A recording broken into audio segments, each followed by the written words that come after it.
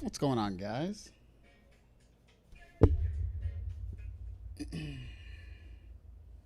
Man, what's going on, guys? Welcome to another episode of I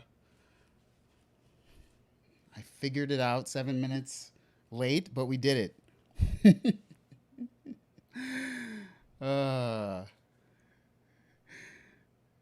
Anyways, yeah, I had this up for a while. I was like, how am I doing OBS right now?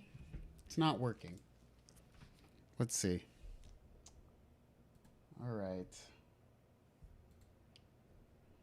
We're good. We're good. We're good. We're good. We're good. What's up, Catherine? And Traded to the Living. Sleep of Eons. What's going on? Milk Bath, what's up? Dustin Cassidy, what's going on? So, yeah, today, something different. I am not going to be outside of the box, even though we have our little sequence.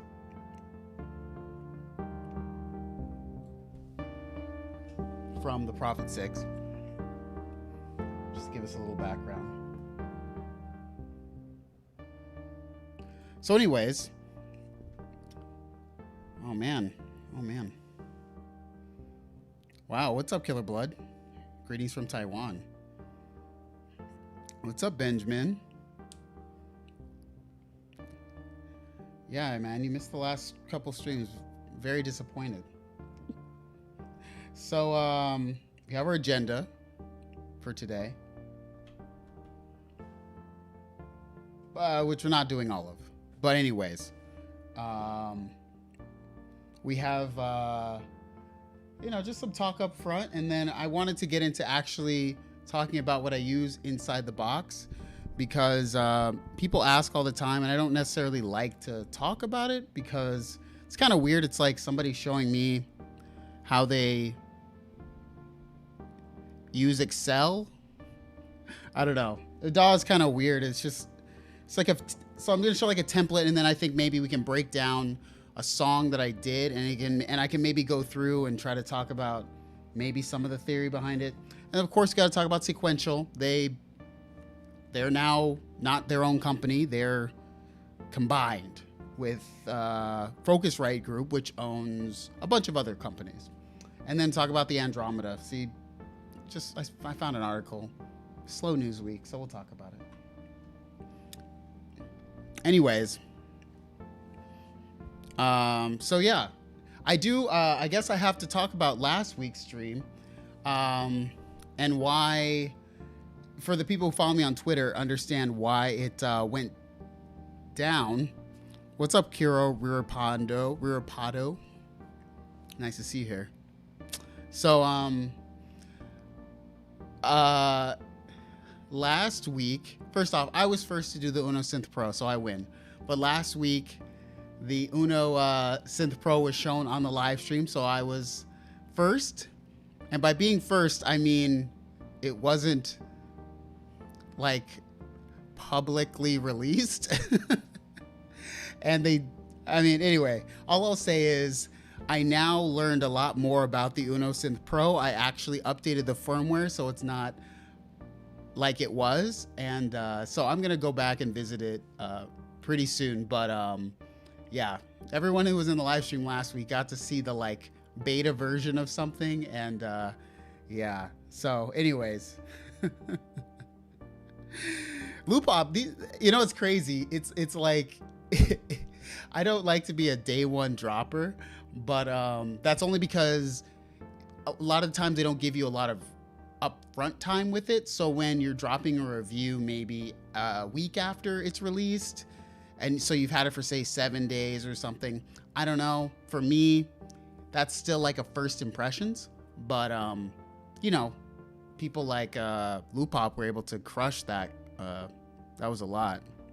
The Rockin' Bama said, "Did you get in trouble?" Trouble?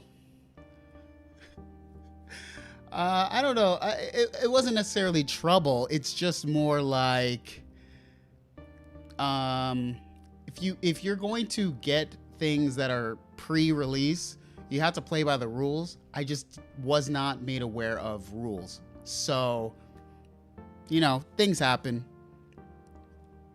Anyways, yeah, so since this is Synth Banter Hour, and probably for the next hour, 45 minutes, I'm going to be just focused on the DAW. So if you guys want to ask questions right now about stuff, like, let's talk about it. I mean, you know, how about until 9:20, we just talk about it, and then we'll jump into the DAW, which, let's hope it works out.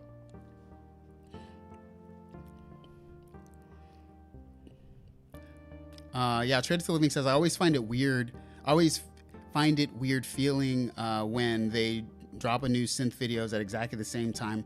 Loopop, of course, first day, but seeing other ones the same hour just feels like marketing to me. Yeah, and it is. Which is why it was weird to, I didn't necessarily know there was. But anyways, all I'm just going to say is maybe I should do more due diligence in asking about things like that.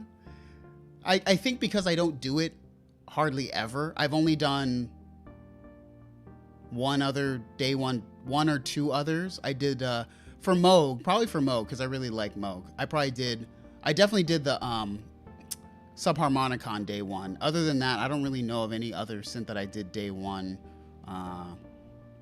drop, like a new thing. So, but maybe you guys can remind me. And it's totally marketing. It's like it's an embargo. It's like when but it's so much better in the synth community, because like if say you do like if you're in the PC industry, it's like, I swear it's like 45 videos same day, same thing, which is fine. I'm just saying, you know, if you're dropping a new graphics card, you're getting like 1,000. So honestly, your video was the first time I'd heard of something from Uno, so I felt it had potential, if that helps. Thanks, Catherine. You know, the thing was, like,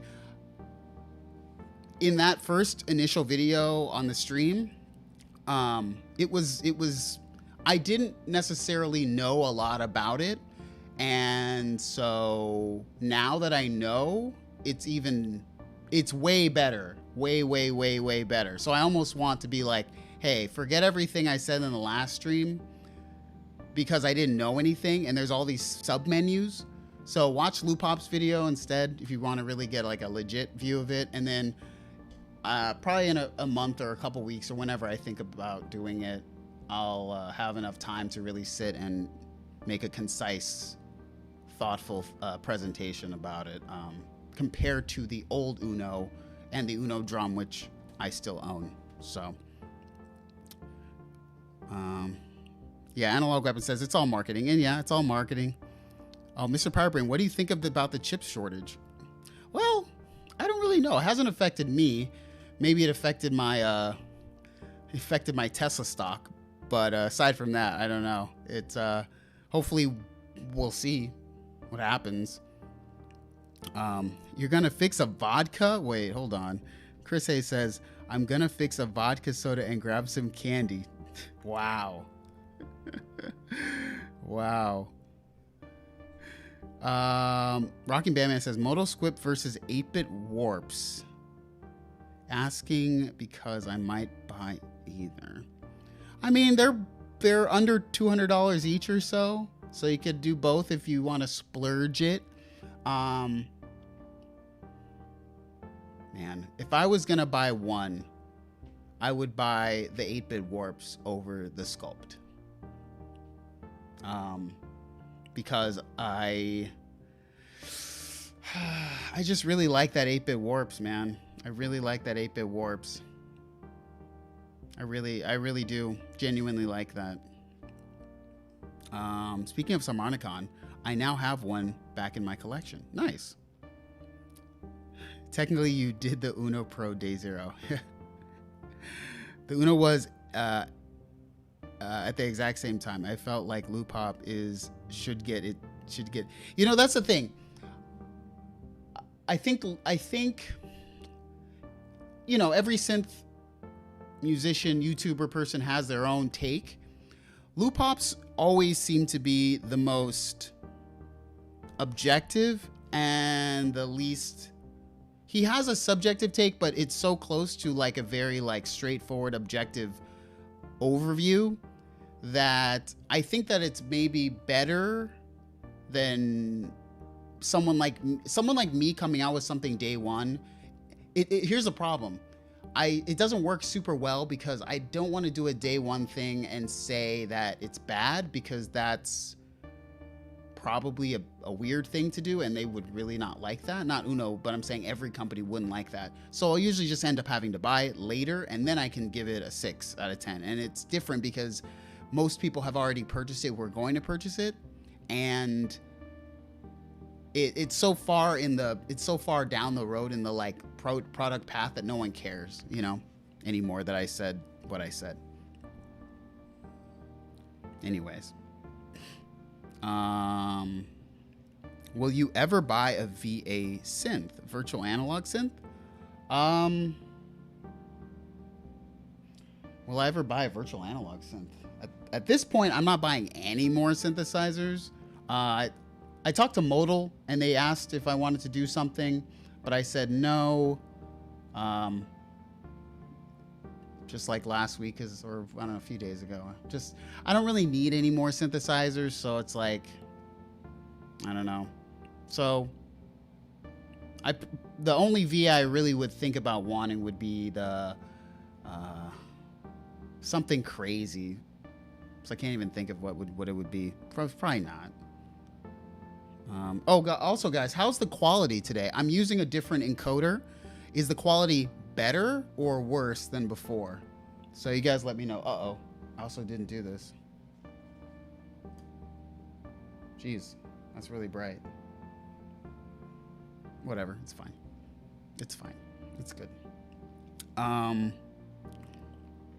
gosh, it's really bright. Whatever. Anyways,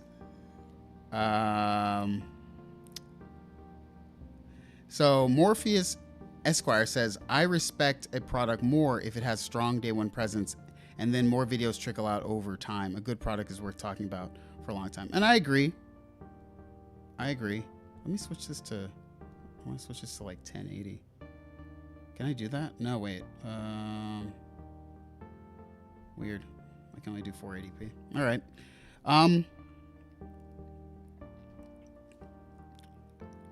Hey Noir, Retro Raider says, hey Ra, I really liked your Korg vocal reviews. Those were the first videos I found on your channel. Thank you. That was actually probably when my channel started to do anything, because I think I was probably like, I don't even know how many subs I had, but I probably had that time maybe 3,000 subscribers or so. And like, I remember I went from like 3,000 to 10,000 so fast after doing those initial vocal reviews, which was cool. So thank you. A chip shortage sucks. I work as an engineer for a design firm and it's really starting to hit us hard now. Dang. Sorry about that, Fretless. Jacob says, do you ever get unwanted clickiness on your Korg SV1 keys? No, not really.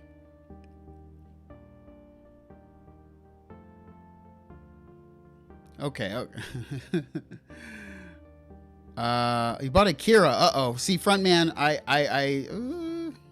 Kira? I'm not going to talk about the Kira. What's up, Alice? Because Cushman. Loop Hop is very clinical, thorough, but more about the product than about how he interacts with said product. Nothing wrong with it either. Yeah.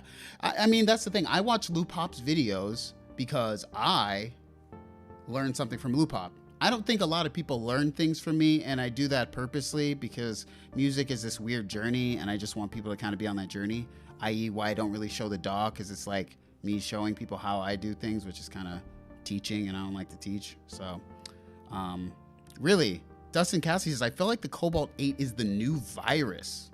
Really? Wow. Okay, that's crazy. I'd love the Udo Super 6, really. You know, maybe I need to... I'm gonna ask Perfect Circuit if they'll let me have a Super 6 to borrow. I took back the Sledge on Wednesday, so I don't have anything anymore, and I don't have anything because I have the Unos, so I gotta put time into that. But other than that, you know, image quality here is a little off. Well, we'll see. I mean. We'll see. May switch back to the hardware encoder.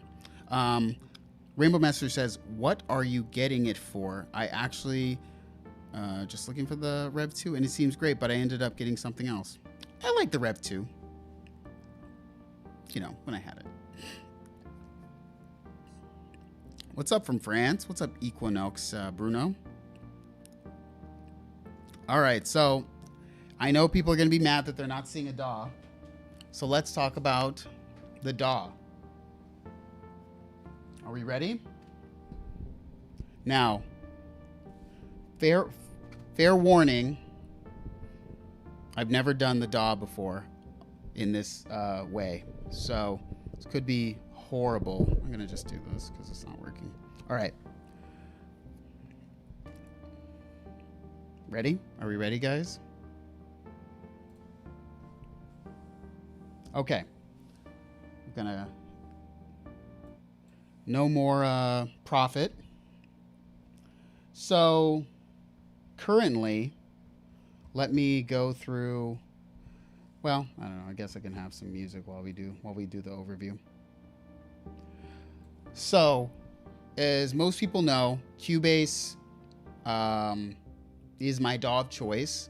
I've used CUBASE since SX 2.0, and I have used other DAWs, but I have come back to CUBASE because of many different reasons, from the way that it handles MIDI that I like, to the plugins that I don't use a ton of the inbuilt plugins, but some of the ones that I do use I find to be very valuable. And for the scoring features, I really like the music notation features in CUBASE.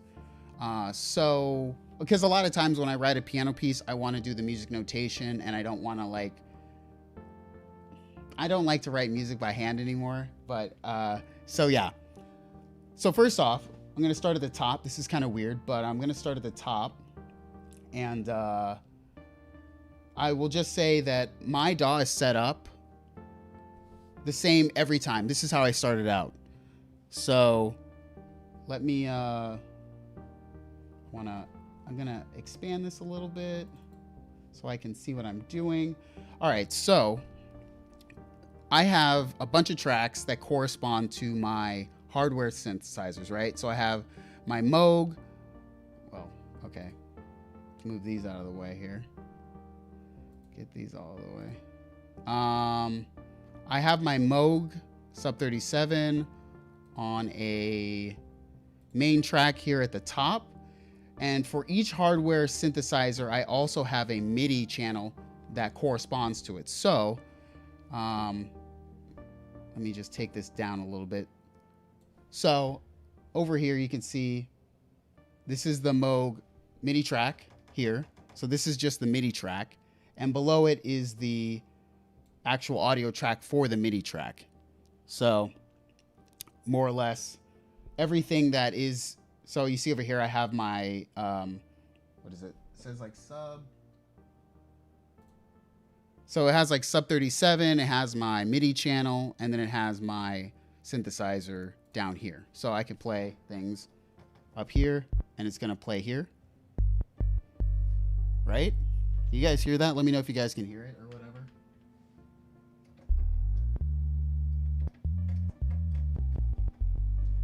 let me change the delay compensation here real quick so I can actually play correctly.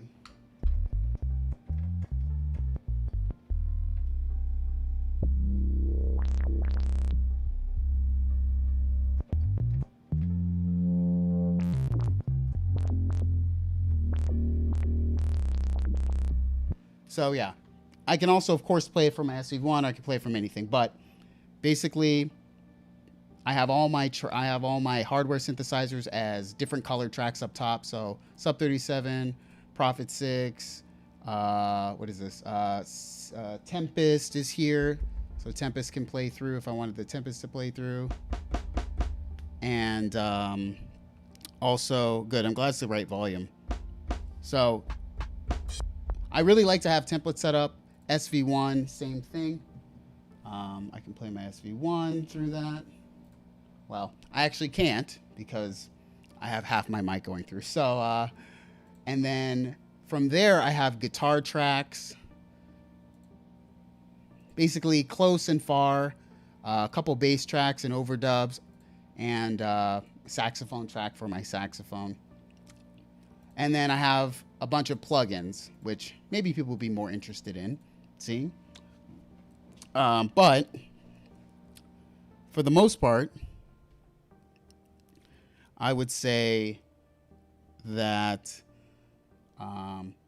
people are interested in what I use plugin-wise. So I'll say that I do use a fair bit of plugins. This is just going to be I don't use a ton, but I would say I definitely like, as I love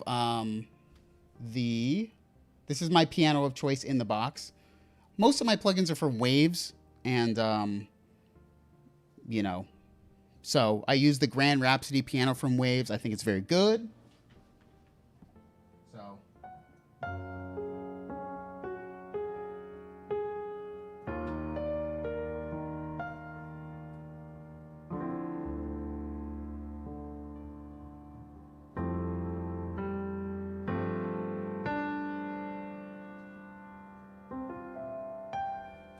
There you go. I like the Grand Rhapsody piano from Waves. That's my piano of choice. For drums, I use Halion drum thing. I have basically, depending on what song I want, I already have them set up. So I bang with the acoustic kit, which is cool. It's hooked up to my Tempest, so which is tight. So I have my drums on my Tempest. It's CUBASE. Negative Zeal. So I have my acoustic drums there on one of my Groove Agent. And then we will not record this anymore. Shut up. Mute. Oh, it's not muted. I'll just solo it then. Whatever. Oh, it's because I'm not on B. I have it like hooked up to my Tempest in a weird way. So it's cool because you guys can't necessarily see, but I can now use my Tempest as the controller for my drum pads. So I have like a lot of like, you know, kind of little things in here.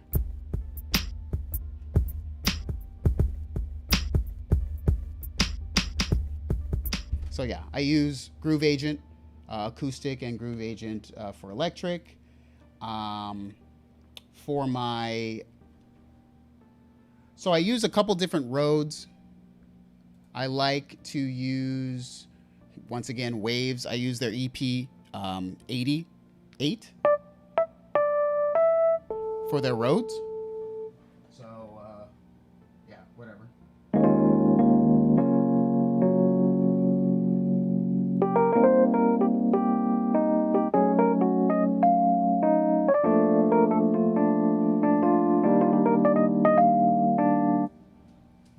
I like their straight up Rhodes is good. I think their straight Rhodes is like very good.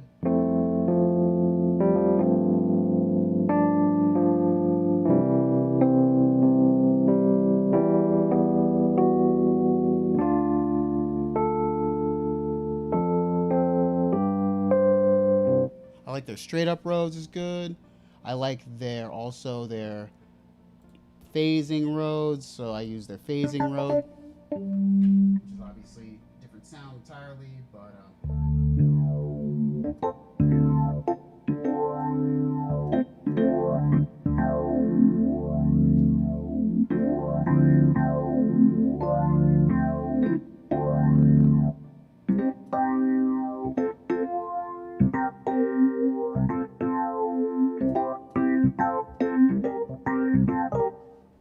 like that. And for virtual analog stuff, I use Trace Living says, what controller do you use? Oh, my SV1. And someone asked, do I master my own stuff? I do not. Sort of.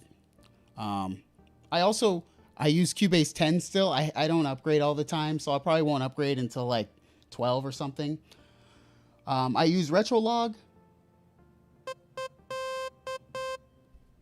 It's fine because RetroLog is honestly how I just put in any sort of like, I don't know. I'll probably use RetroLog for the most part for like sequence patches or something. I don't use it for a lot of sounds because I would just rather use, I have other polyphonic or monophonic out of the box things, so why? But it's good, and it comes from CUBASE. And my favorite plugin in CUBASE, my favorite synthesizer plugin of all synthesizer plugins of all time, Pad Shop Pro or Pad Shop or whatever you want to call it. That is my favorite plugin of all time.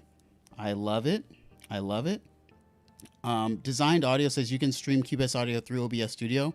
Not really. It's sort of I'm sort of doing a backwards trick, but it's because of my audio interface. So I'll just play a couple patches because I really like it. So yeah.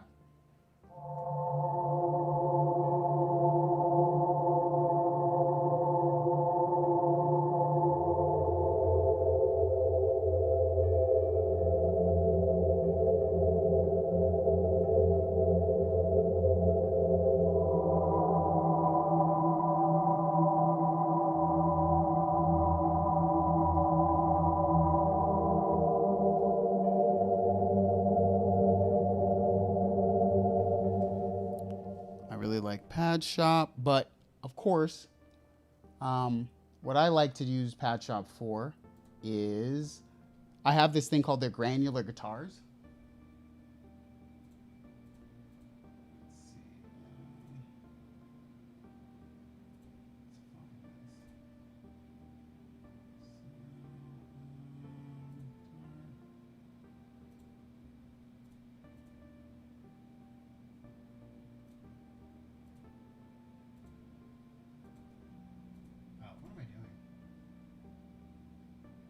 Okay, I'm on the smallest screen right now, so screw it. I'm too lazy. So yeah, this is how I use CUBASE. I will say that I have basically plugins on everything, and I have sends on everything. So I typically will have on everything a send, as you can see on like my, say on this, yeah, on this one I did that. Yeah, so I have like automatic sends. So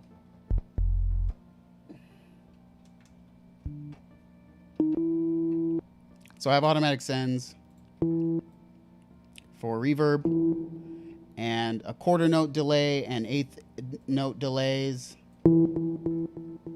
This is just really how you get it done efficiently. You get it in the ballpark. So I use the same sends on everything, and I use basically built-in.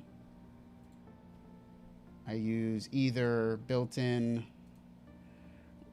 Revelation or Reverence. Probably use Reverence more than Revelation. Let me go over here, sorry. I probably use Reverence more than Revelation, but yet and still I use built-in. And that's basically it. I mean, I have some group tracks. Everything's already set up. I have my mixer. I will just say I have... Basically, I use on the master a few different things. I use built-in maximizer if I'm going to try to do an in-the-box kind of a sound. I also do, I like frequency for my EQ in CUBASE.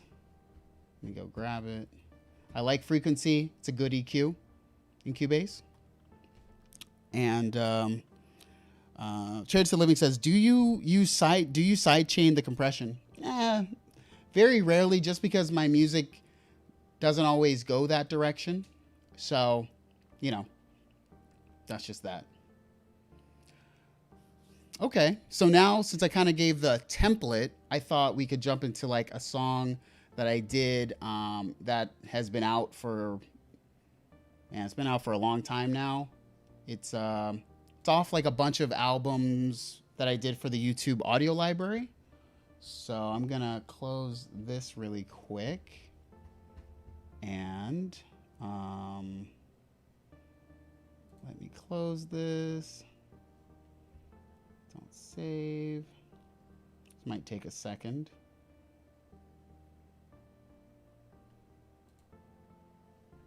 Don't save it.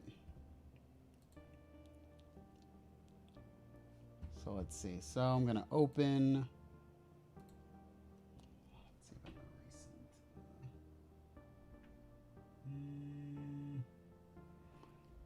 Yeah, let's open this one. What's up, Illuminati Music? So you guys want to ask anything about that really quick?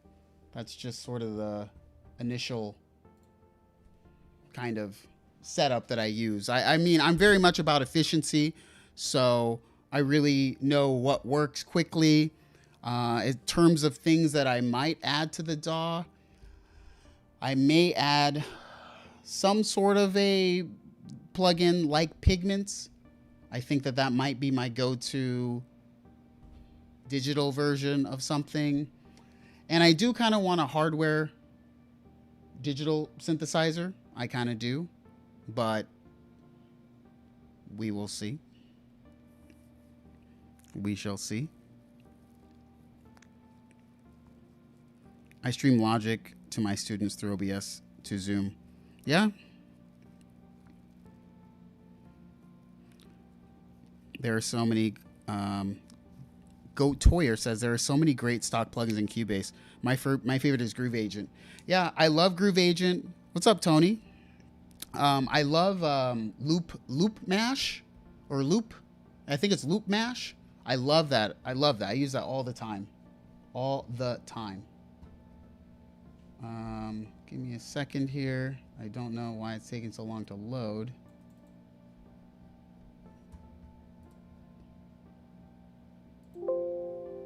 Oh, that's why. All right. Dude, the freaking keyboard's right here. Whatever. It's fine. Okay. So here is what it looks like. Well, after I answer this, let's see. Catherine says, you seem rigorously tested and everything makes sense. I'm surprised there's no wavetable besides the granular. You know, I thought of adding Nave. Nave is the wavetable plugin from Waldorf. But when I tried Nave a long time ago, I didn't love it immediately. So I keep thinking maybe it's just like, maybe I just need to get the Argon 8. Just, you know, call it a day. But yeah, I mean, I'm very much like, I know exactly what's going to work. I should have shown more, but I can show maybe what I use for like guitar plugins or what. But yeah, everyone's saying Hydra Synth. Destin Cassie says, "Do you have some kind of transport with faders?" No, I don't. I don't have anything. I just use a mouse. Danyo says, "Curious why not Ableton Live?" You know, Ableton's just it. I used to DJ with Ableton Live. Me and my buddy years ago, I used to DJ with like Ableton Live. I think as a live thing, I love it. But as a DAW at home, I hate it. I hate Ableton Live at home. I just don't like it at all. So, but if I was going to go live again, I would absolutely use Ableton Live. Absolutely. So, yeah. All right. So I'm just going to go through. Chris Hayes says he loves his Argon 8. Oh, man. You know, yeah, vote microwave. Everyone can vote Waldorf XTK. All right, so now I'm going to show what is a finished song that I released, and everyone can go obviously check it out and whatever. But so this, I will try to make sense of it as I'm going through, and I'll play different parts and maybe talk about why I did things. So, you know, talk about that. I would prefer Logic. If I was going to move away from any DAW, I would go to Logic, but then I haven't used Logic in a long time, so I don't know. Maybe I wouldn't. So this is a finished song, and maybe you guys can notice, I don't really use that many tracks. So let me just go to the beginning here and maybe play. Let me just see about this. Okay. Just want to see how loud it is. I'm going to turn it down a little bit. All right. So see if I can actually, oh, dang, I can't use my transport functions. All right. So turn it down.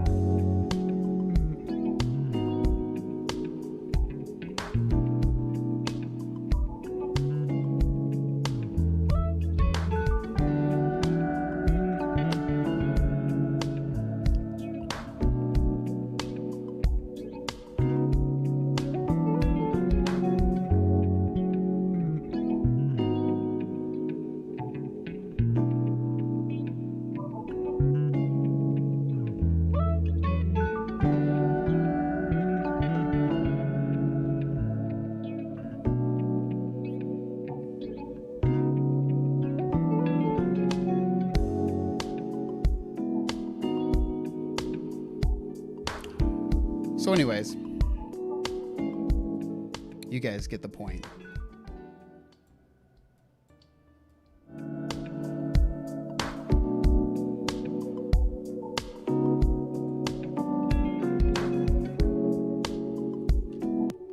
So anyways, you guys get the point. So yeah, I recorded that everything about a year ago. And I'm just going to go through the parts really quickly. So, first and foremost, I will turn this down. And it's kind of okay. I have to like hide myself for a second because it's kind of hard to. Well, let me see if I can. I can't. Okay, there we go. So as you can see, it is, I don't know, maybe 24 tracks or something. And, you know, first date music for sure. So let me show. So maybe I think the most important part of this song is probably the keys. So what I used for keys was a combination of a couple SV1s. You can see here what I played if you really want to break it down as to what I actually played here. I don't even remember what I played, so we shall find out.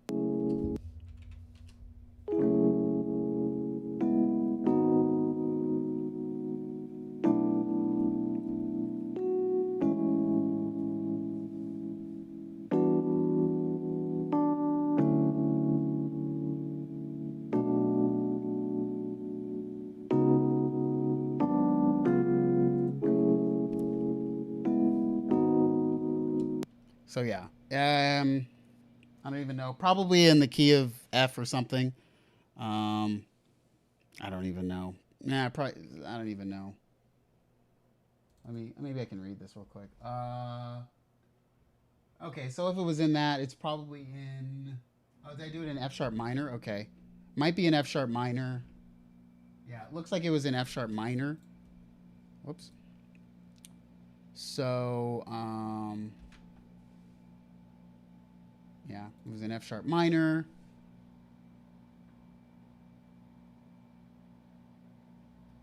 I did add some other keys here. I actually don't have a. Let's see. Oh, that's my piano. Added a phasing rows here.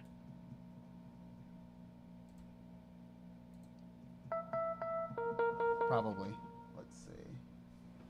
I guess it's an F sharp minor.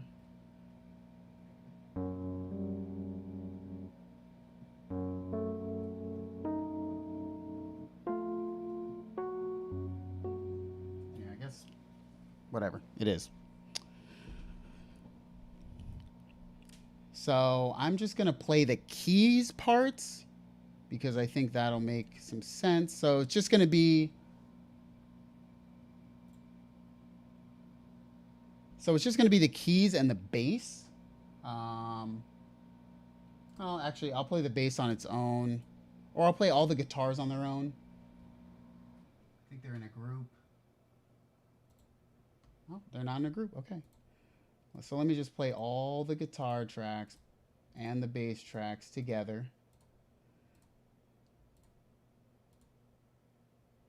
Play the bass and the overdub. So let's see. These are all guitars. This was all in a Fender. These are all on my Fender Telecaster. And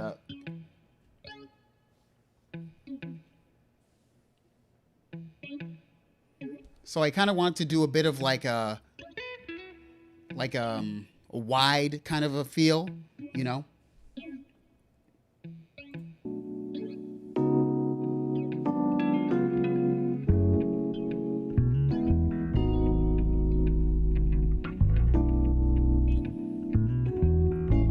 So the song is more or less really there.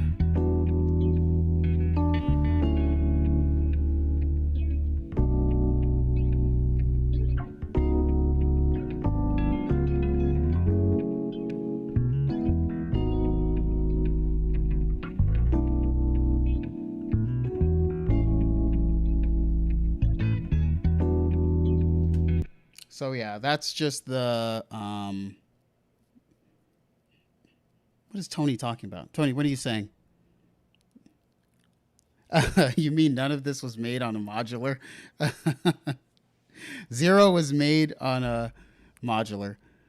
Oh, okay. So that's a good point. Go Tior says, show us what you did in the mix. All right. Let me unmute everything real quick, or unsolo everything that I did. Also, I probably play live bass and guitar on almost everything. It's also good practice. So in the mix here, it doesn't look like I did like a ton. So let's see.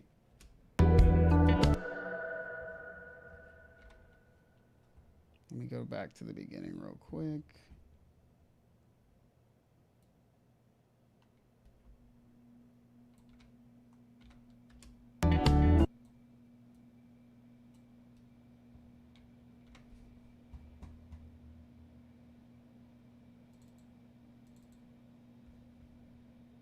Is it on loop? All right, so I can't use my transport right now, so that's kind of a annoying part, by the way.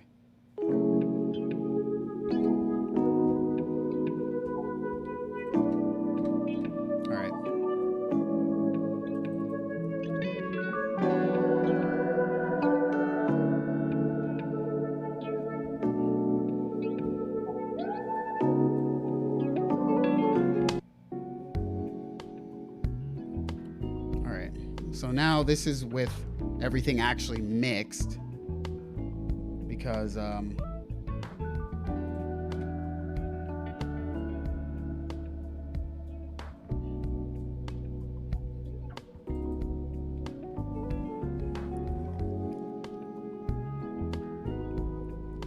so for the most part, it's so hard for me to see the plugins right now.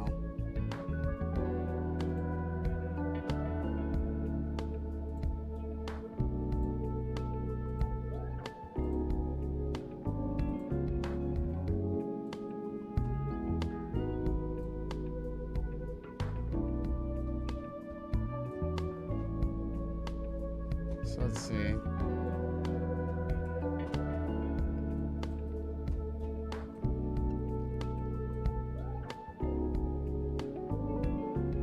So let me just solo the drums maybe.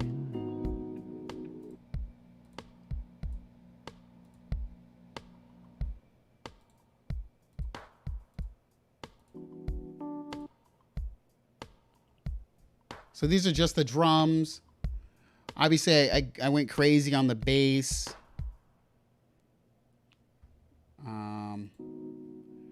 Keys, usually it's just a scoop out of the low end, which I did, so it's just a low scoop.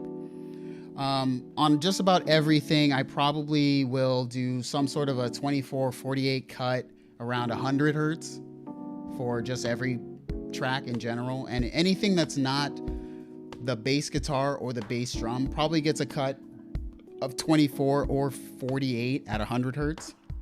So that's just going to be a theme you would see throughout anything I do. For certain drums, I say it just depends.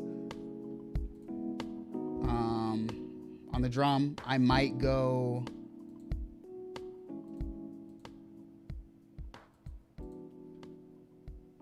depends, but I'm doing this wrong right now. All right, there we go. Sorry. So it depends. I might it depends if I'll use a SSL. I don't know.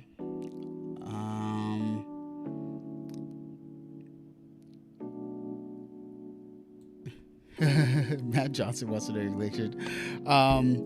So Gotoyer says, you do a lot of subtractive EQ. You must have gone to a school of engineering. I only find dudes that do that have a formal background training. Well, I mean, yeah, I went to college studying music, so I'd probably add 5% of the time. So even like, let's just, like we can kind of unsolo the drums here.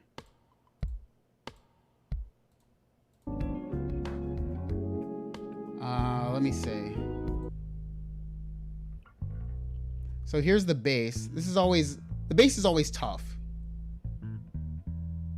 So let me solo both of the basses here, just so we can get a feel for what I did.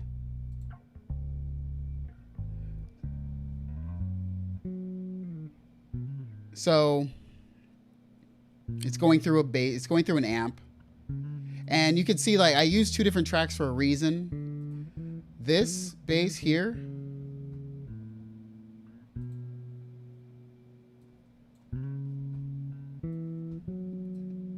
so the bass you're hearing right now only has a bass amp, like a virtual bass amp. But the other bass during the actual song has a bass amp. I'm gonna go back to, I'm using 2 screens, so sorry, this is taking a second, guys.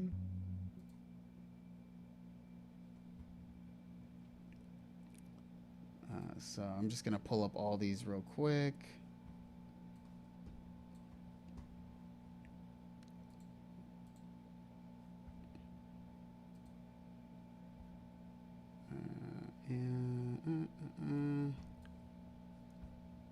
And let's see. Just so I know where we are in the song, let me go over here, play this.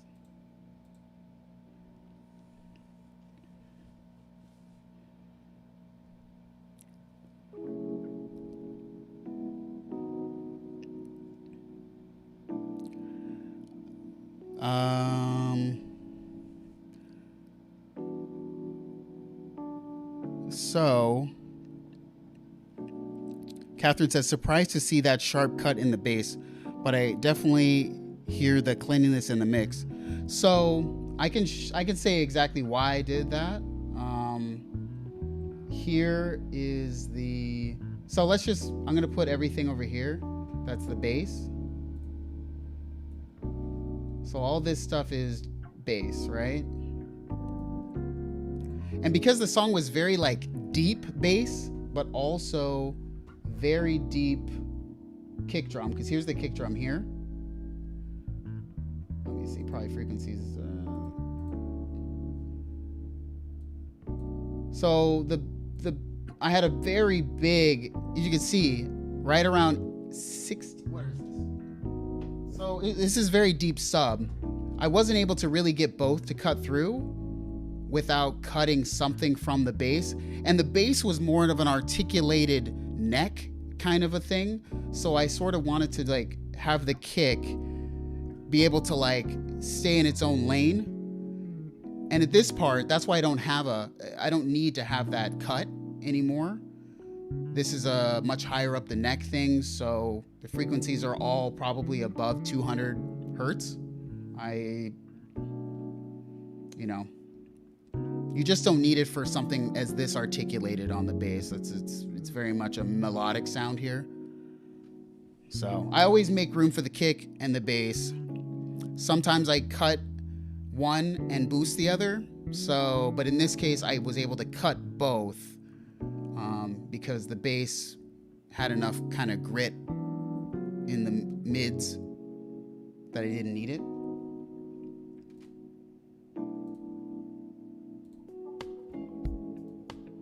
I always use, this is my favorite compressor of all time, is the LA3A from Universal Audio.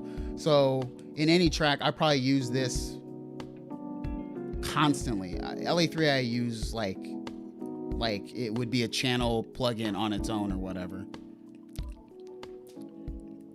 And Kotori says, my secret for the kick is to sidechain and dip the kick. Yeah, that's also a super good trick. I think a lot of people sidechain for creative reasons, but I a lot of times will instead sidechain for technical reasons. So yeah, sidechaining the kick is a really good idea.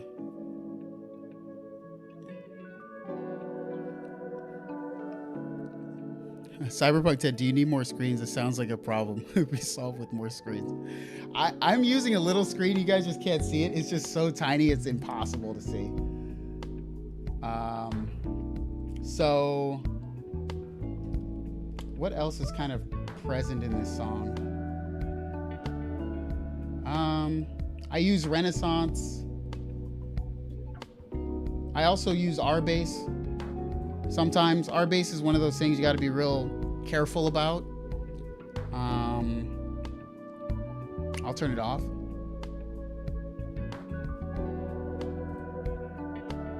The bass gets really lost. Obviously, I don't have anything on it right now.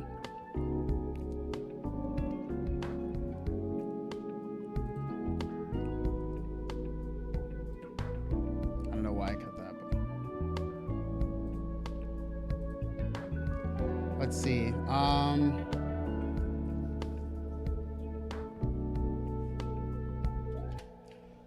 me think. What else is in here? I don't know if I want to talk about.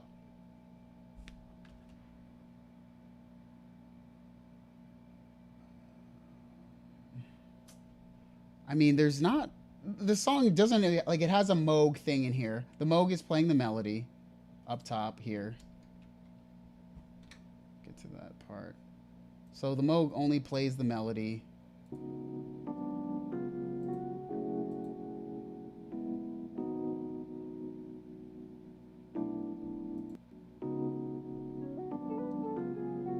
That's all it does. It might do something here. Not sure, actually.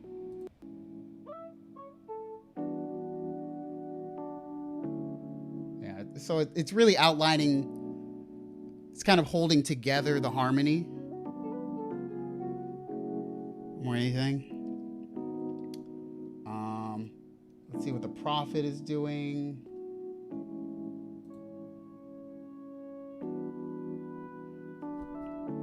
Prophet's very, very light line.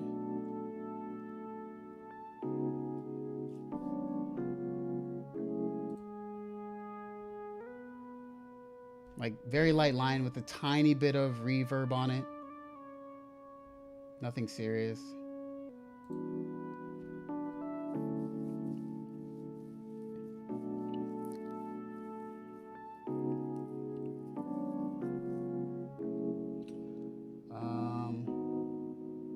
I mean, I honestly, the thing is, I find a lot of people really go, they think that I probably do way more than I do, but it's very much wrapped into harmony and melody.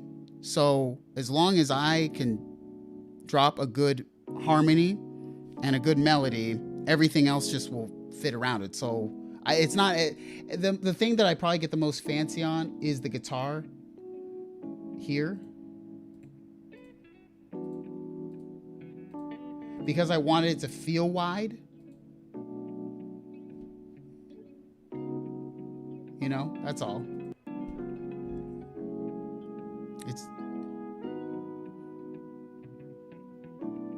That's all it is. It's just a little. It's almost like an extra rhythmic instrument, you know?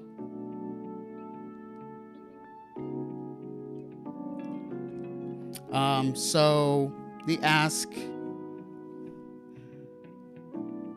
Oh, first time watching you. What do you monitor on? What are your monitor speakers? I monitor now on the iLouds from IK Multimedia. They're super small. They're in the thumbnail. So if you go back to the thumbnail, it's the tiny little iLouds. I really like those a lot.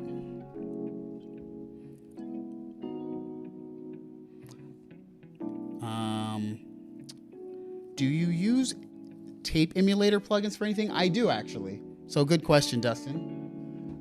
So if I go to the mix here,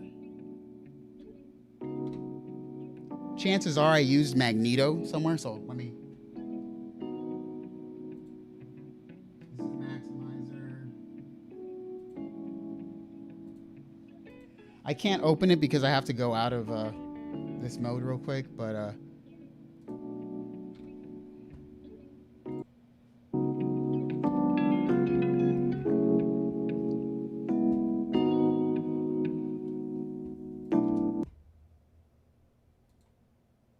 So I use Magneto all of the time. It might not be on, and it's I don't know if it's not on in this final version because I thought that it was better without it. But I really like Magneto, so that's probably my go-to tape emulator plugin. I used to use a different one, but I found that Magneto really has what I find to be very fitting, subtle sparkle and compression elements, I guess you could call it. So yeah, I go with Magneto of all tape emulator plugins. I love the iLouds, honestly, I really do. What version of Cubase are you using? I use 10. Dallas Berry official says he uses Cubase 10 elements. Yeah, I just use 10.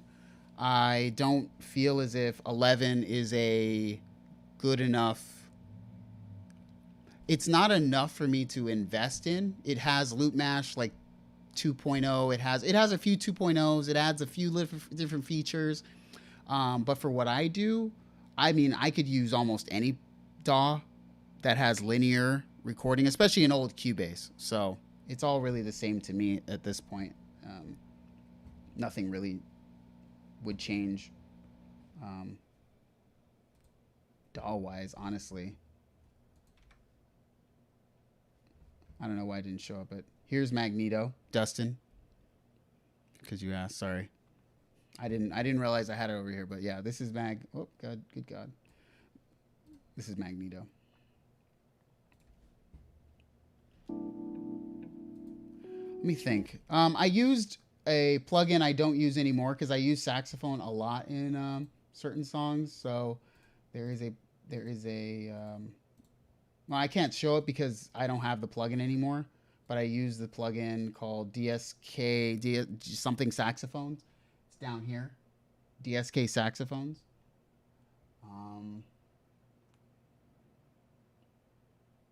That's literally it. Like I couldn't even show more if I wanted because it's just there's nothing really else. What is this? This is probably like a little, yeah, this is just to do, I think, organ sounds.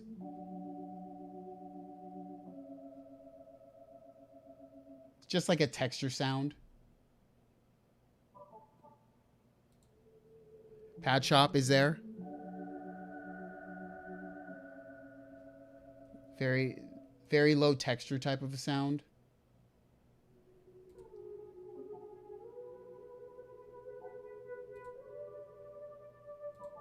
So yeah, here's more of like the backing sounds.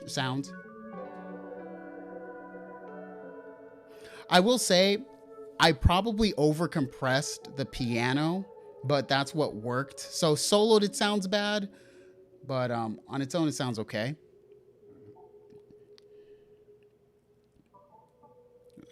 I don't use Reason anymore. I used to.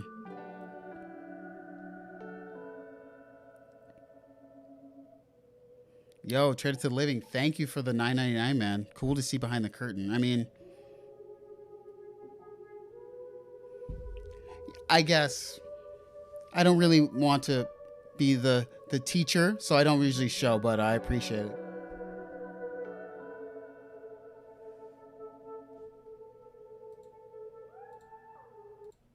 So yeah, I mean, that's basically it.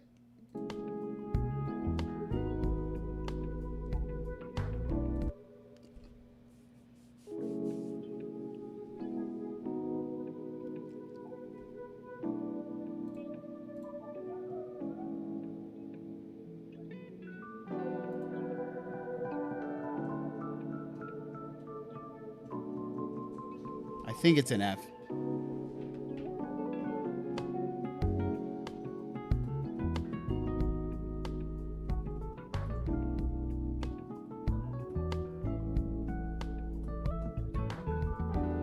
So for the most part it is.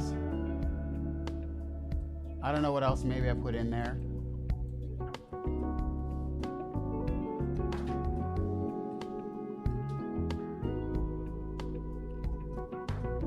But yeah, it's definitely in F sharp.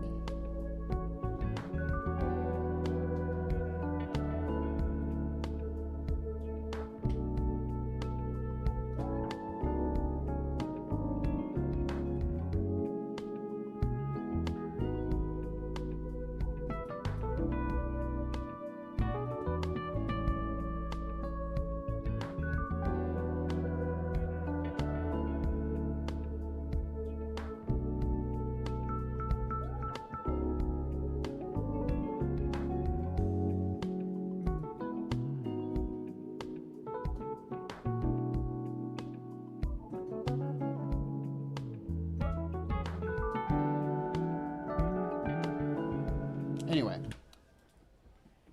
that is that. That is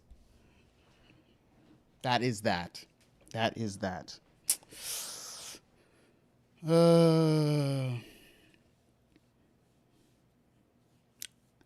Synthetic says, I haven't used Reason since version 3. Yeah, I used Reason up to version 7 or something. But or I don't even know where I'm at now. I don't know. I don't use it. I didn't pass it over to this new computer.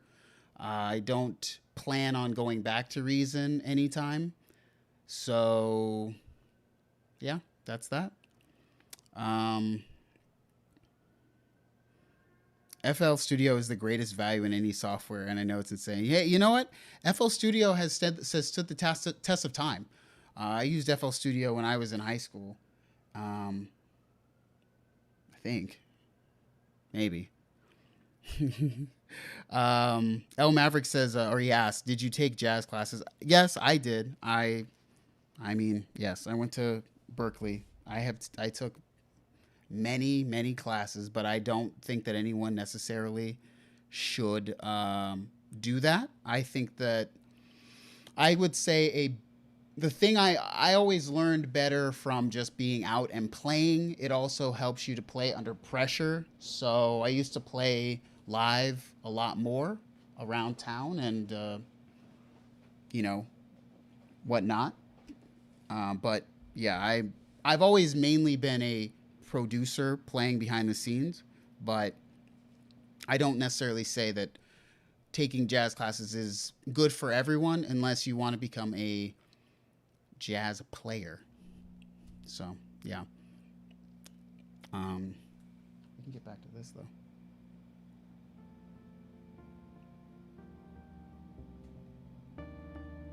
So yeah.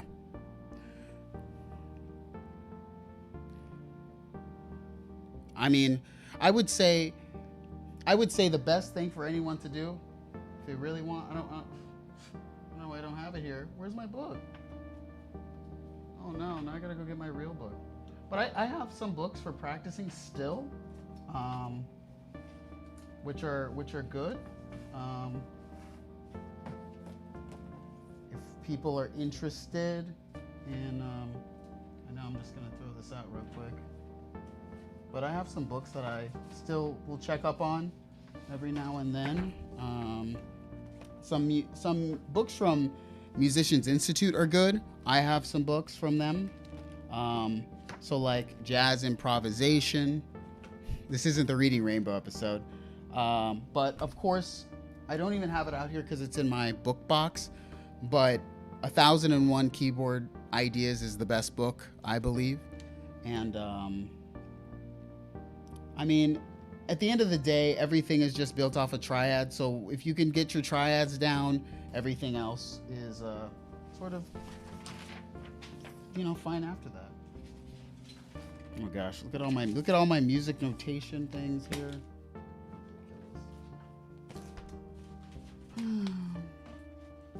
Get this. Get your freaking wheel of theory. Also. It's like all this stuff that I've memorized yet at the same time. You never should have too far away from you. So anyways.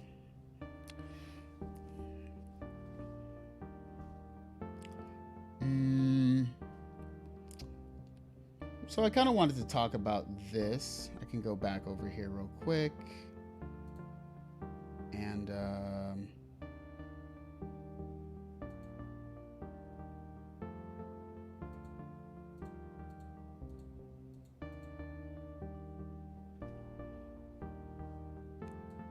second. Oh, here we go.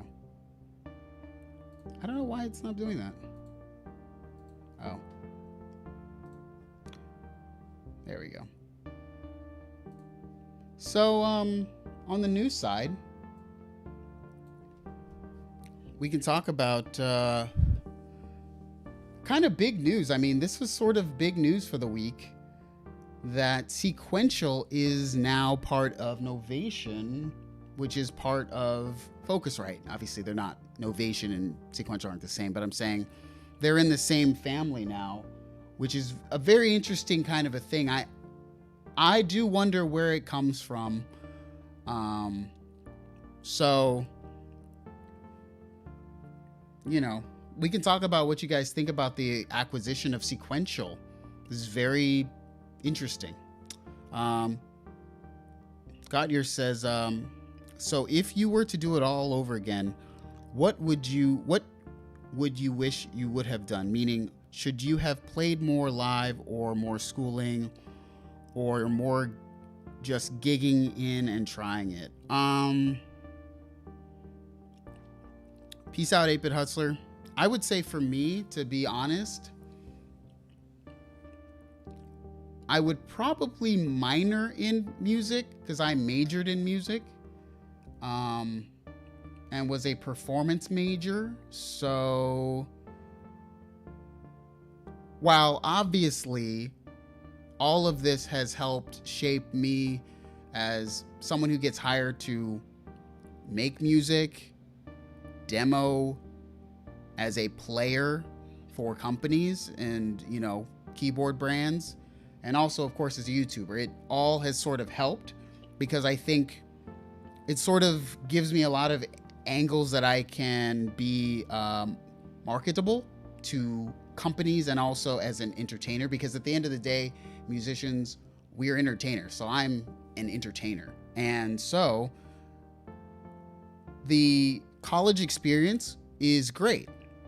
I don't take anything away from that, but I would say that I probably should have gigged more in college,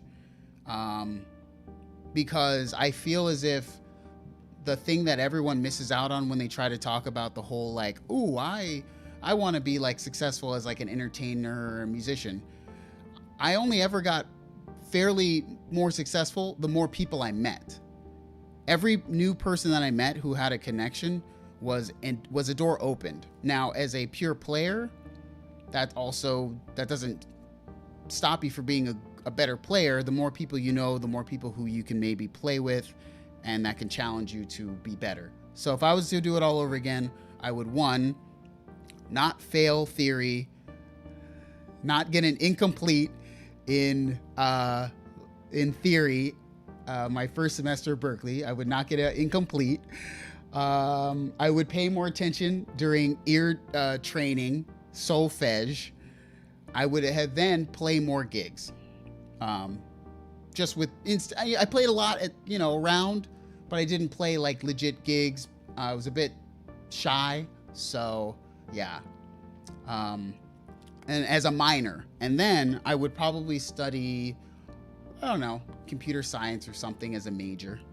Just, all these things work together.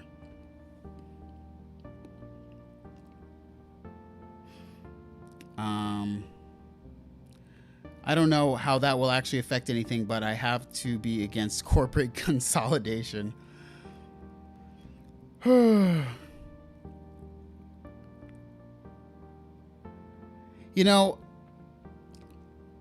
So to speak about this acquisition, my hope is that this is a positive thing that will allow them to do more projects.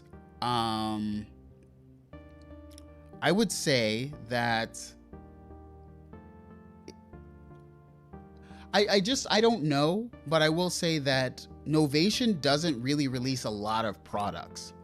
So it still seems Novation, like a boutique brand, even though it's part of Focusrite, still holds its soul of Novation.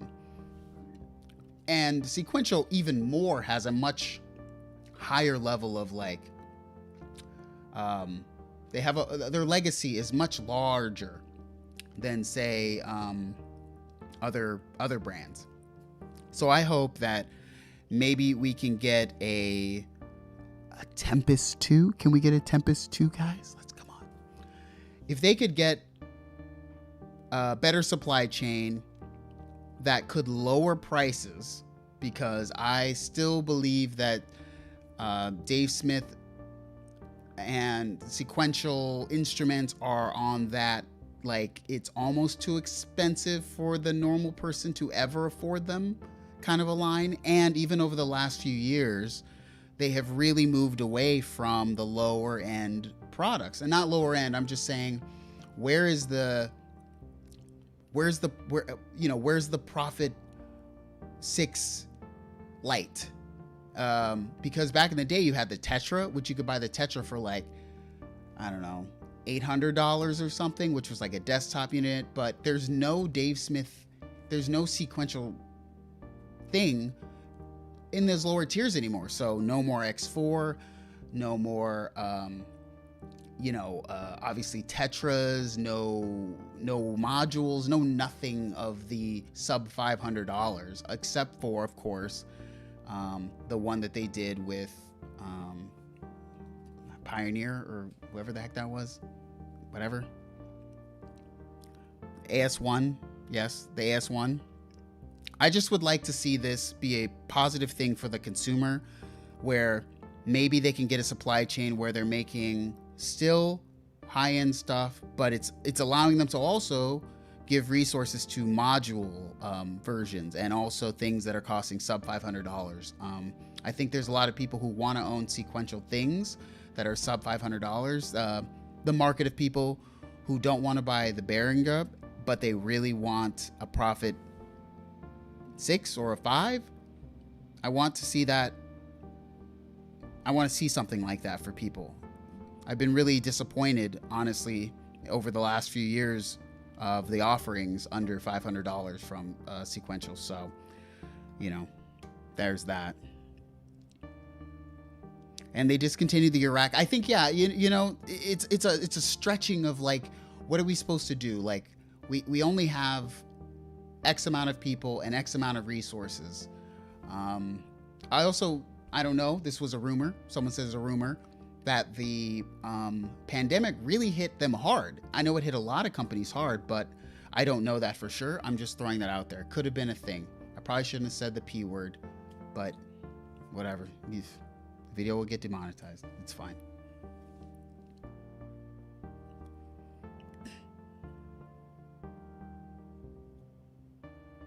But yeah, Sleep of Eons, they did discontinue the Eurorack. Yeah, I don't want to, Catherine, I don't want to buy a Pro 800, but hey, hard to argue with. Look, here's the thing. This is like a funny thing to think, but like everything from Behringer is hard to argue with, because I swear I looked the other day and I saw like the 303 version that they have. I don't even know what it's called, the RD 303 or whatever it is. It was like $129. I'm literally sitting there thinking to myself, I'm gonna buy one. It's so cheap, I'm gonna buy it. So, I don't know.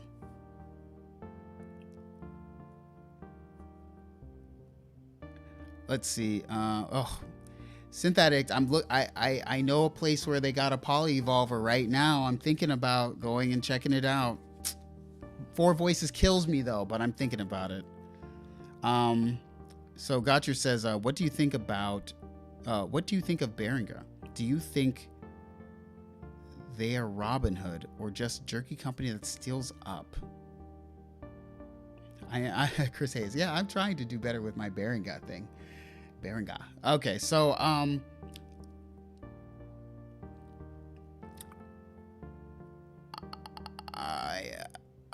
I think that here's my thought about the whole thing.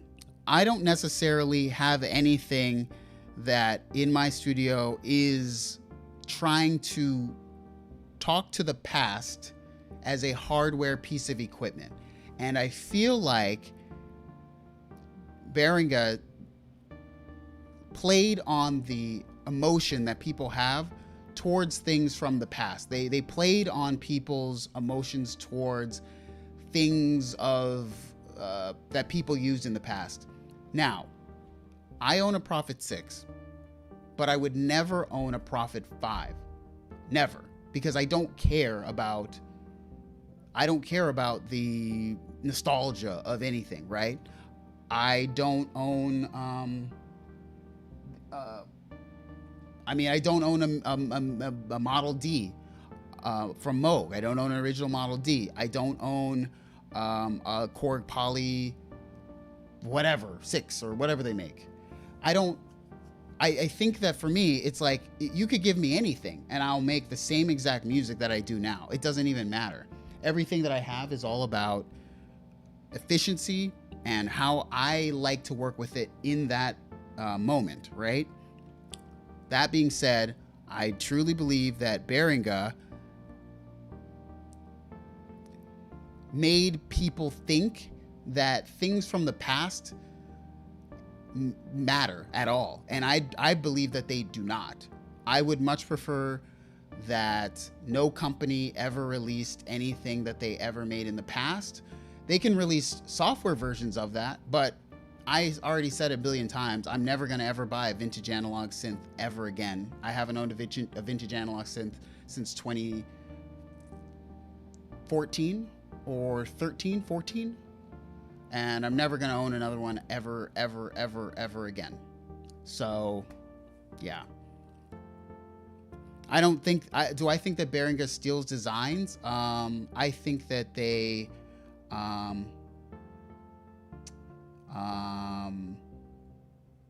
are just one cog in the system of consumerism.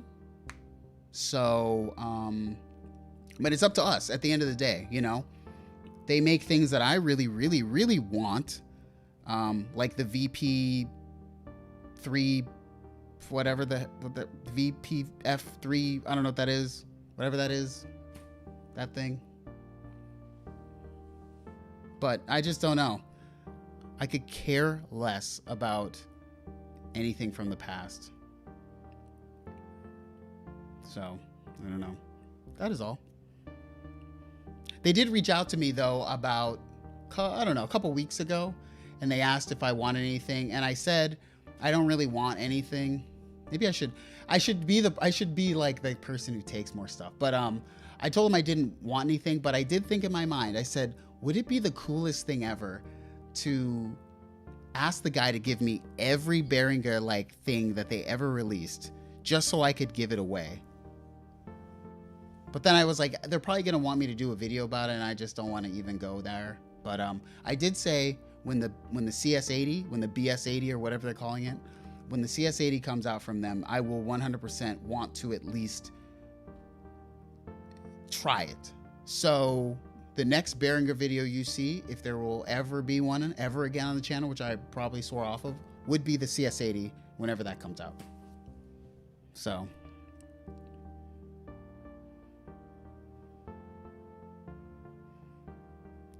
And Catherine says, just to be completely honest, I definitely just want to make deeply old sounding music with new tools. Yeah. And I do not want to use a computer if possible. Yeah, I agree. I think that it's not always easy to get that sound. But I would never say that. Like, there's a lot of things that are new that give older sounds. I think that the grandmother gives a older sound than the Sub 37. But here's the like thing. The Sub 37 is way more useful to me than the mother. Like, the grandmother sits over there, and the grandmother's like a specialty guitar. Need it sometimes. Sometimes. Chris A says, Behringer's sales rep pointing a gun behind the camera at Noir, doing a super positive review. Hey, I mean, I haven't. There's multiple videos that you guys have not seen that I've done on the channel for very personal reasons, so never will release those ever.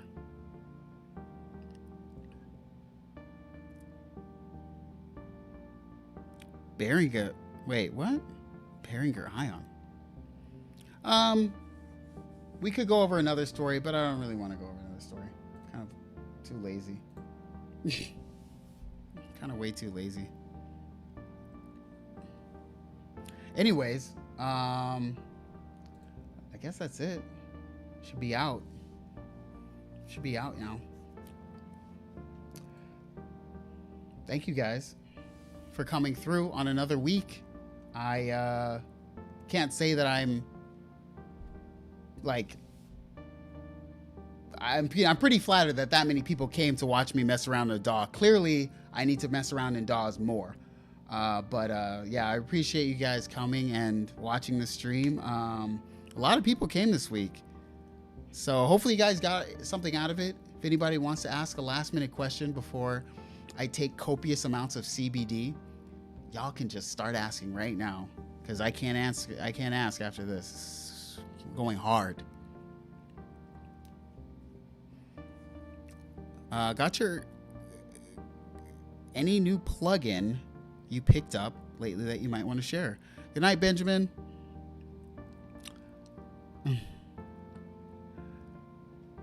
New plugin. New plugin.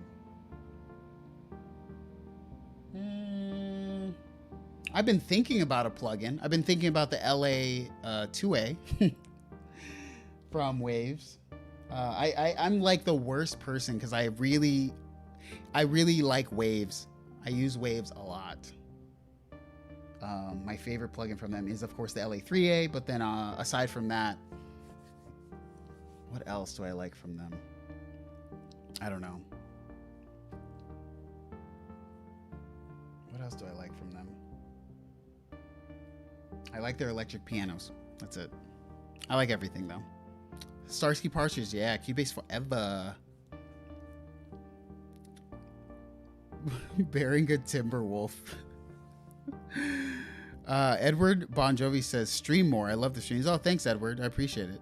Every week, though. I'm getting it every week. Y'all getting it in every week. Sax and MIDI-controlled synth soon, please. I'm going to try this week to set it up. I looked at Swam. Swam is $250 for just the, like, tenor sax. I don't know. I'm kind of... Starsky Partridge. Ever use Nuendo? I don't think, unless I used it at work, I never used it personally because it was like $2,000.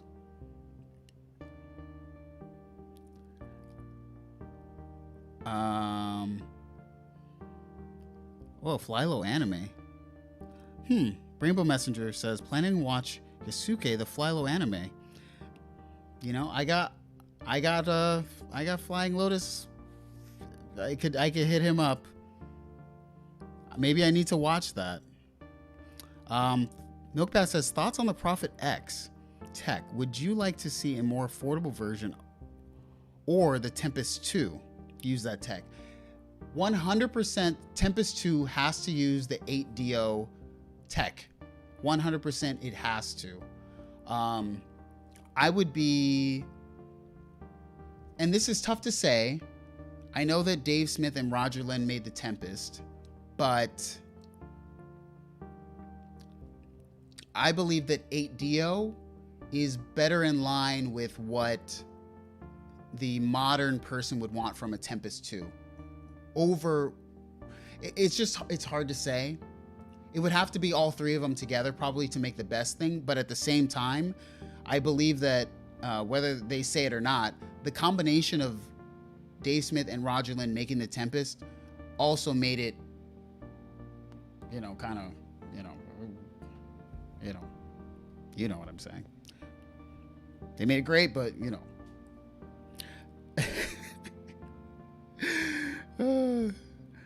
thanks, Traded to the Living. Yeah, guys, hit the like button. Why not? It's free.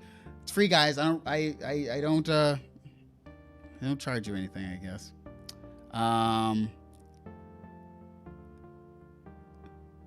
Man, yeah, Synthetic Swamp sounds awesome, though. I know.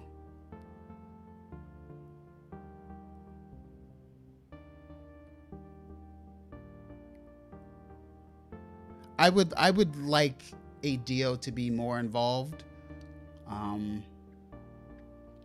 I think the Prophet X, if you really look back at like the synths that Dave Smith has released over the last 5 years, should we do this right now? I kind of think we could do this. We have time.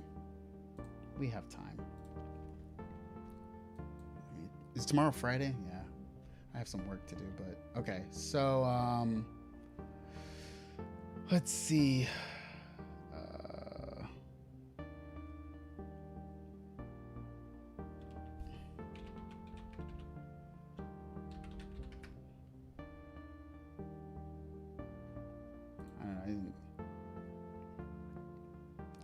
So I just want to go into their products page and kind of try to remember the synths that have been released since 2015, because that is when I believe I got the Prophet 6. Edwin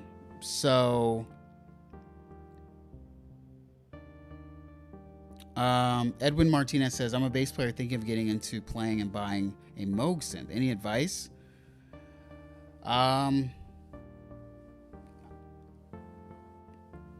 I'd say two choices. Grandmother or sub.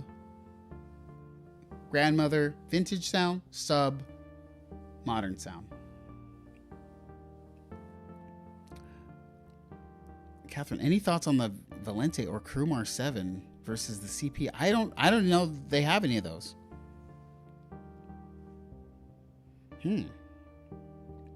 Starsky Partridge says Tempest was initially going to be called Boom Chick. And I guess there's only 77 people here, so yes, the next episode of Great Synth Mysteries is whatever happened to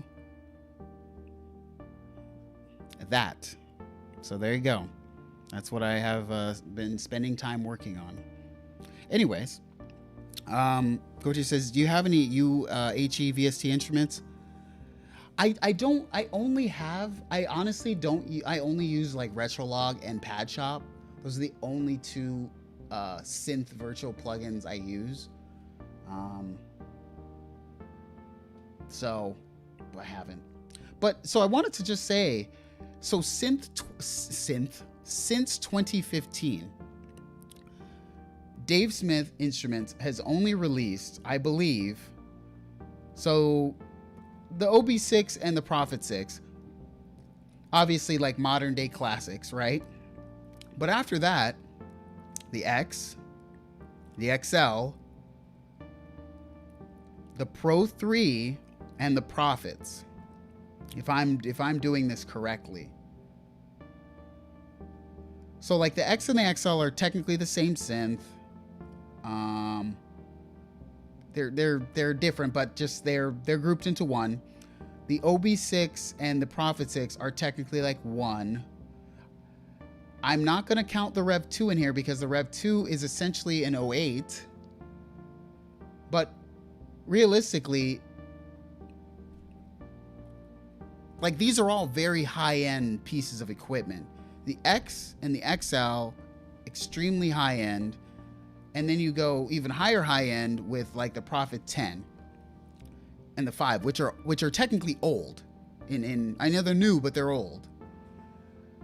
So, I mean, if we're talking about like offerings, I mean, I would buy an OB6 if I had the money, which I don't. Maybe I wouldn't. Maybe I would. But the Pro 3 to me is the only incredibly impressive thing that they have released. I know. This is like a critical take. I know it's a critical take. Everyone can just whatever. But the Pro 3 is to me, the only very personally impressive thing that they have released since 2016. So in 5 years, the Pro 3 to me is the only thing. I know the Prophet X is good, but I'm saying like as a widely like, y'all can tell me how many. I'm just gonna ask: is there anyone in this chat right now who has bought a Prophet X or a Prophet XL? Is there anyone in the chat right now who owns a Prophet X or who owns a Prophet XL? That is my question to you guys.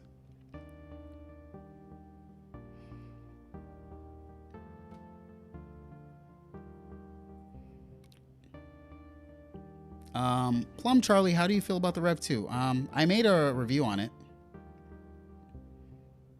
I would say that it is the best bang for your buck polyphonic synthesizer, next to something like the DeepMind 12, but I'd rather have a Rev 2 than a DeepMind 12 because of the build quality.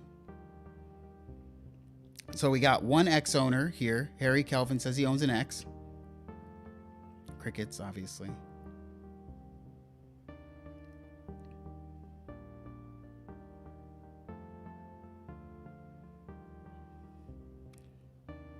And I think you're kind of right, Chris Hayes. The Prophet X is owned by like film composers. But you know, here's my thing about all of the hardware. Even talk about someone like Junkie XL. If you look at Junkie XL's like studio setup, all he did was liquidate because he's moving so much into film production. He needs a ton of recall, right? So I know it's all like fun to have like hardware, but even for myself, it's all about recall, because I'm doing projects. I need to have recall. So we have one person, thank you, Harry Kelvin, who owns a Prophet X. Obviously not everyone has answered, but so does anyone in the chat own a Pro 3 or Pro 3 SE? Either version. If you own a Pro 3 or a Pro 3 SE, just say yes in the chat. Yeah, so like Gotcha said, Junkie got rid of most everything. And everything that he has is unique. And that is something that I find that fits where I've sat for a very long time, is nothing that is hardware overlaps anything else directly. That's why companies ask me to like, you like review this or retake this. It's like, dude, I already have that. I just have a different version of it. I don't need any more polyphonic analog synthesizers. I'll review them for the channel, but I'm not gonna keep them. Just no point. Synthetic, do you own an X?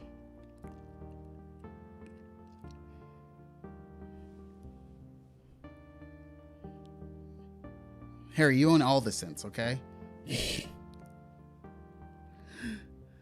Catherine, have you never seen one? They're really nice. They're very nice.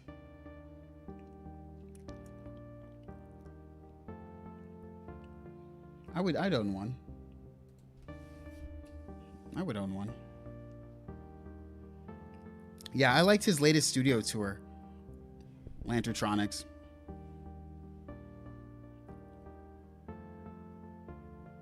Yeah. He was very, like, I wish that people would be a bit more so here we go. We all know now everyone is poor. So I'm not sitting there as the super broke person who's not gonna buy a $2,000 synthesizer. Everyone in here is like, I can't buy it.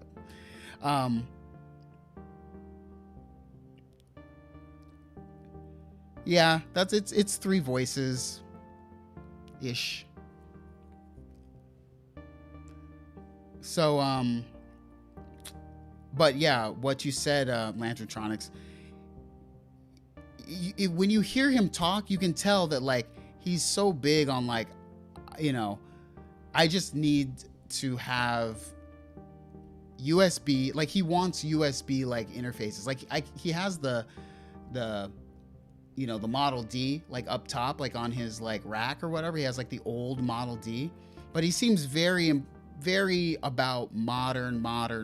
He wants the USB, he wants the CC values, because that's the only way that he's going to be able to recall anything. So I know that, you know, hooray for like old, you know, whatever, old synthesizer, but you know, efficiency. Plum Charlie says, what's your favorite synth for bass? It is Sub 37 all day. Yeah. So if anyone hasn't seen the Junkie XL studio tour, I'm not going to bring it up because I'm going to get another freaking strike, and I don't want to do this anymore. It's very annoying to me to get copyright claims, so I'm not even going to bring up videos anymore. But if you haven't seen it, it's a very good look. He has some of my favorites of all time. He's got the Modal 002, probably the most comprehensive, best classic digital synthesizer now, modern classic ever. Modal 002, the only synthesizer that I would spend money on today. 100%.